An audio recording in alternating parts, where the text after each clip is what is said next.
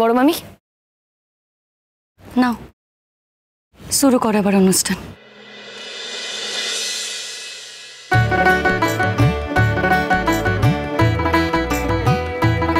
এই যে তোমাদের সবাইকে বলছি, তোমাদের তো এখানে আসতে হচ্ছে না, কিছুই করতে হচ্ছে না। উল্লু আর ঠাকরা বাজাতে পারবে দয়া করে?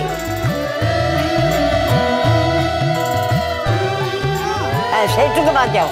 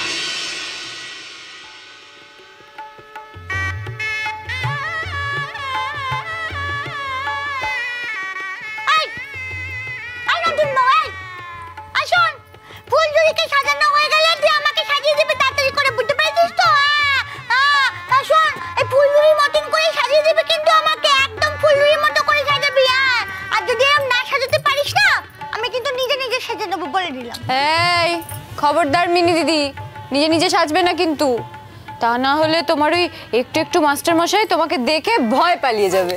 চড়ুই কেন এরকম করে বলছো মিনিদিকে বলো তো? আমি তো সাজিয়ে দেবো বলেছি, আর তাছাড়া তুমিও তো বসেই আছো, ফ্রি আছো এখন, তুমিও চাইলে সাজিয়ে দিতে পারো মিনিদিকে। আমার সাজানো ওর পছন্দ হবে না গো বৌমনি, না হলে তো আমিই সাজিয়ে দিতাম। কেন পছন্দ হবে না বলো তো? আচ্ছা আমি তো এই অল্প কদিন হলো তোমাদের বাড়িতে এসেছি, মিনিদি আমাকে ভরসা করে, আমার কাছে সাজতে চায়, তোমার কাছে কেন সাজবে না? তোমার তো নিজের দিদি মিনিদি, ঠিকই সাজবে। দেখো এবার কেন পছন্দ করে না আমাকে বা আমার কাছে কেন সাজবে না সেটা তুমি মিনি দিদিকেই জিজ্ঞেস করো। আমি তো আর বলিনি যে আমার উপর ভরসা করতে হবে না। কি মিনি দিদি বসবে, আমি সাজিয়ে দেবো? আমি একদম তোর কাছে সাজবো না, বুঝতে পেরেছিস তো? একদম আমি তোর কাছে সাজবো না, বলেছি আমি তোর কাছে সাজবো। বেশি কথা বলে একেবারে। আমি নতুন বউয়ের কাছেই সাজবো। নতুন বউ না, তোর মতো তো হিংসুটি না। তোর মতন মনে অত হাজারটা প্যাচ নেই নতুন বউয়ের। বেশি কথা বলে। তুই চুপ কর।